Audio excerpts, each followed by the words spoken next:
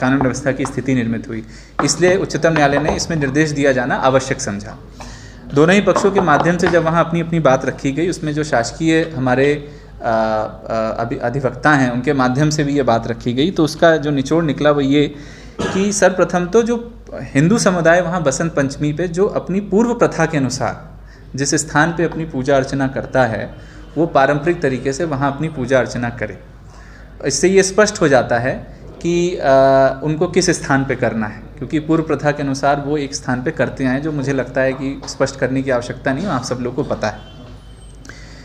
ये भी स्पष्ट है इस आदेश से कि दोनों ही समुदायों को पृथक पृथक एक्सक्लूसिव और सेपरेट स्थान देने हैं, जिससे कि दोनों ही समुदाय का जो वहाँ पूजा अर्चना है वो निर्विघ्न चले, जितना भी समय दोनों के पास होता है उसमें निर्विघ्न चले।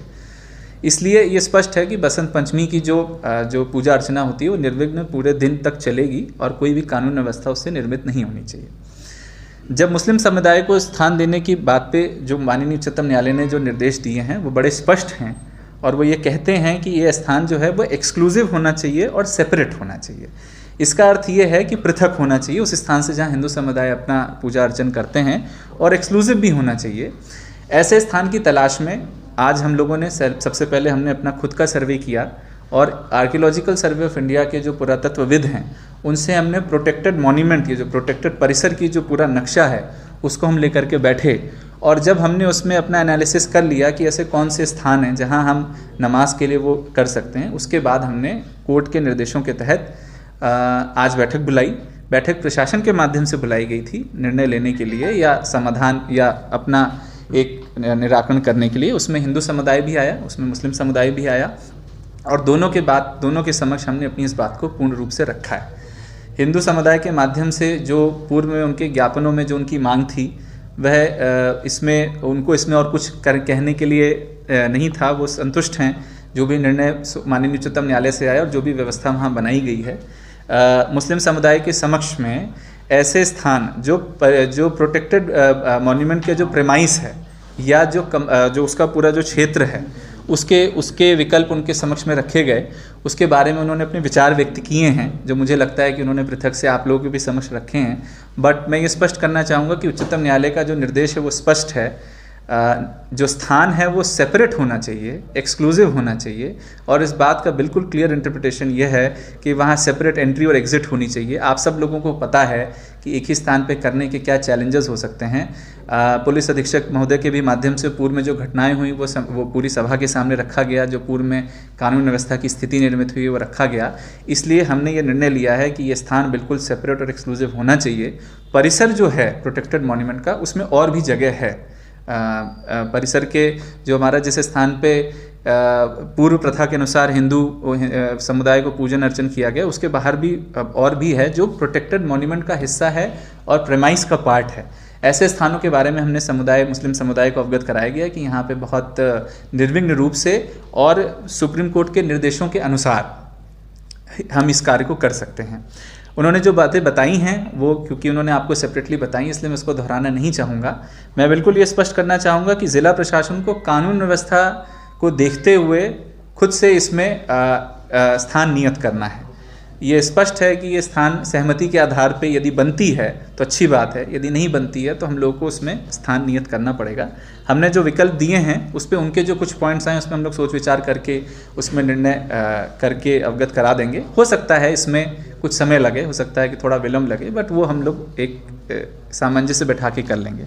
मैं उसमें एक उनको पूरा जो स्पेस है उससे अवगत कराया गया है, जो साइड का स्पेस है वो उस पूरे स्पेस से अवगत कराया गया है, क्योंकि मैं स्पष्ट करना चाहूँगा कि ऐसी बहुत अपार संभावनाएं नहीं है, एक ही दो संभावनाएं जहाँ पे इस प्रकार की सेपरेट एंट्री और एग्जिट और सेपरेट और एक्सक्लूसिव स्पेस बनाया जा सकता है, जिससे कि किसी भी प्रकार की कानून व्यवस्था की स्थिति निर्मित ना हो।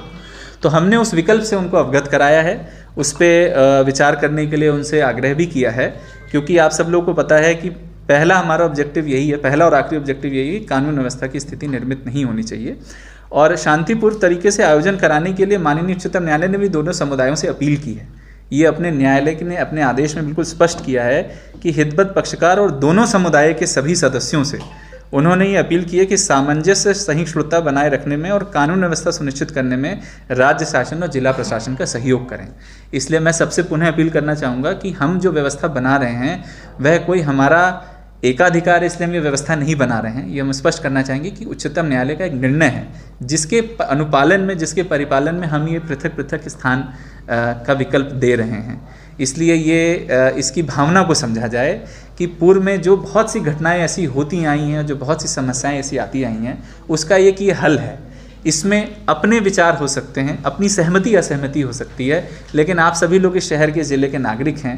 इस बात को समझें कि हमारे द्वारा जो विकल्प प्रदाय किया जा रहा है वह जनहित में है, वह कानून व्यवस्था के हित में है, कोर्ट के कंप्लायंस में है और इस प्रकार से है कि किसी भी प्रकार की कोई वहाँ अप्रिय स्थिति निर्मित ना हो।